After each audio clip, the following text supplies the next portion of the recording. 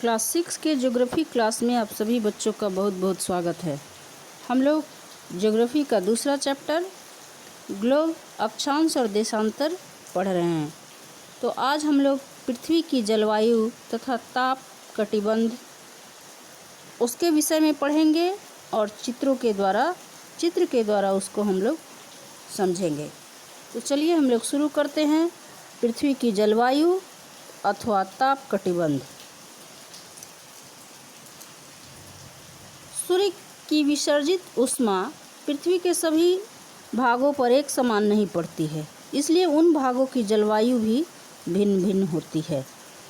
उपरोक्त वर्णित कथन के आधार पर कुछ महत्वपूर्ण अक्षांश संपूर्ण पृथ्वी को 3 भागों में बांटते हैं। संपूर्ण पृथ्वी पर, पूरी पृथ्वी पर सूर्य का प्रकाश एक जैसा नहीं पड़ता है। इसी कारण पृथ्वी पर 3 तरह की जलवायु पाई जाती है, जहाँ का ताप भी 3 अलग अलग क्षेत्र में अलग अलग तरह का होता है। तो चलिए हम लोग इसको पढ़ते हैं। सबसे पहले है उष्ण कटिबंध। उष्ण मतलब गर्म क्षेत्र। उष्ण से अभिप्राय है गर्म। यह पृथ्वी का सबसे अधिक गर्म क्षेत्र कहलाता है।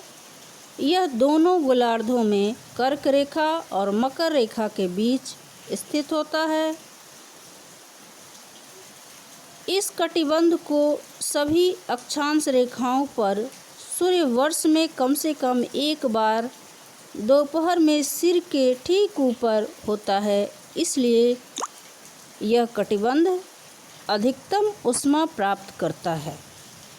अब उष्ण कटिबंध क्षेत्र किसको कहते हैं? जैसा कि हम लोग कल चित्र में भी देखे थे, अक्षांश और देशांतर रेखाएं पढ़े, भूमध्य रेखा, विषुवत रेखा को भी देखे। अभी आगे और हम लोग चित्र के द्वारा समझेंगे कि पृथ्वी का वह बीच का भाग जो विषुवत रेखा के 23.5 डिग्री ऊपर से और 23.5 डिग्री नीचे तक, इस वाले भाग में सबसे अधिक गर्मी होती है। इसको उष्ण कटिबंधीय क्षेत्र कहा जाता है। उसके बाद है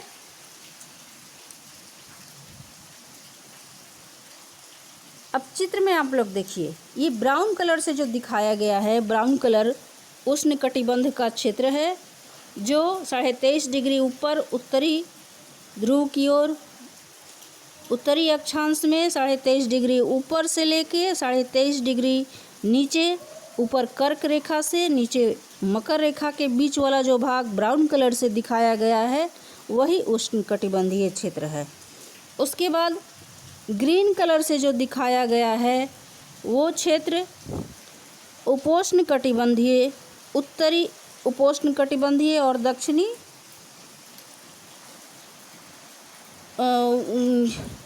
उत्तरी शीतोष्ण कटिबंध और दक्षिणी शीतोष्ण कटिबंध क्षेत्र दिखाया गया है, जो 23.5 डिग्री से 66.5 डिग्री ऊपर उत्तरी ध्रुव की ओर और 23.5 डिग्री से 66.5 डिग्री के बीच दक्षिणी ध्रुव की ओर, जो ग्रीन कलर से चित्र में दिखाया गया है, वही उत्तरी शीतोष्ण कटिबंध और वही दक्षिणी शीतोष्ण कटिबंध। इस दोनों क्षेत्रों में, पृथ्वी के इस दोनों क्षेत्र में एक तरह का तापमान होता है। उसके बाद आपको चित्र में नीला कलर से, स्काई कलर से जो दिखाया गया है, उत्तरी ध्रुव यानी 66.5 डिग्री से 90 डिग्री के बीच वाला क्षेत्र, उत्तरी ध्रुव ऊपर और दक्षिणी ध्रुव नीचे, जो 66.5 डिग्री से 90 डिग्री के बीच वाला क्षेत्र जो नीले कलर से दिखाया गया है, वो दक्षिणी शीत कटिबंध नीचे और ऊपर उत्तरी शीत कटिबंध दिखाया गया है। तो इसमें सबसे ज़्यादा सर्दी होता है, बर्फ़ हमेशा जमा होता है। ये क्षेत्र काफ़ी ठंडा होता है, सालों भर इसमें ठंड पड़ती है। अब आगे हम लोग पढ़ेंगे शीतोष्ण कटिबंध, यानी ग्रीन कलर वाले क्षेत्र के बारे में बता रहा है।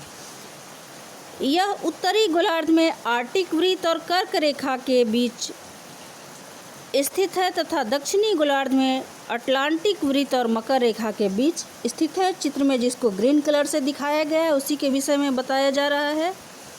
इस कटिबंध में किसी भी अक्षांश पर दोपहर में सूर्य सिर के ऊपर नहीं चमकता है कभी भी, अतः यहाँ पर वर्ष भर तिरछी किरणें पड़ती है।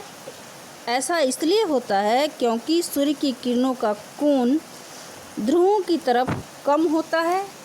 ये इसके साइड से तिरछा है, इसके सामने नहीं है ये क्षेत्र, इसलिए सूर्य का प्रकाश हमेशा यहाँ तिरछा पड़ता है और इस कारण यहाँ पे कम गर्मी पड़ती है।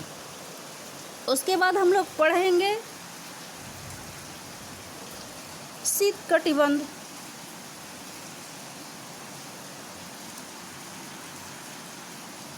शीत कटिबंध यह कटिबंध उत्तरी गोलार्ध में आर्कटिक वृत्त जो नीले कलर से दिखाया गया है सबसे ऊपर, और उत्तरी ध्रुव के मध्य दक्षिणी गोलार्ध में अटलांटिक वृत्त और दक्षिणी ध्रुव के मध्य ऊपर का नीला क्षेत्र और नीचे का नीला क्षेत्र, ये दोनों के विषय में बताया जा रहा है। इस दोनों क्षेत्र में एक तरह का तापमान होता है। इस कटिबंध में सूर्य क्षैतिज से ऊपर नहीं चमकता और वहाँ सूर्य की किरणें बहुत तिरछी पड़ती है, अतः यह क्षेत्र बहुत ठंडा क्षेत्र होता है। यह पृथ्वी का सर्वाधिक ठंडा क्षेत्र माना गया है। उसके बाद है स्वमूल्यांकन। मान लो आज आपका जन्मदिन है और आपको अपने घर पर एक जन्मदिन का पार्टी का आयोजन करना है। उसमें आपने अपने दोस्तों को आमंत्रित किया है, वे आपके घर की स्थिति को से अवगत नहीं हैं। अब आप कुछ महत्वपूर्ण संकेतों के द्वारा पार्टी के आयोजन स्थल की व्याख्या करो। इसके लिए एक आप रफ मानचित्र भी तैयार कर सकते हो। आप किस कटिबंध में रहते हैं इसके बारे में बताइए, एक और रफ मानचित्र तैयार कीजिए। अब हम लोग देशांतर रेखाएं पढ़ेंगे। चित्र में देशांतर रेखाओं को दिखाया गया है। ये अक्षांश रेखा के विपरीत होता है। अर्धवृत्तीय काल्पनिक रेखा जो पृथ्वी उत्तरी ध्रुव से दक्षिणी ध्रुव की ओर जाती है। अब उत्तरी ध्रुव ऊपर, दक्षिणी ध्रुव नीचे, तो ऐसी काल्पनिक रेखाएं जो पृथ्वी पर हो, जो उत्तरी ध्रुव से दक्षिणी ध्रुव को मिलाती है, देशांतर रेखा कहा जाता है।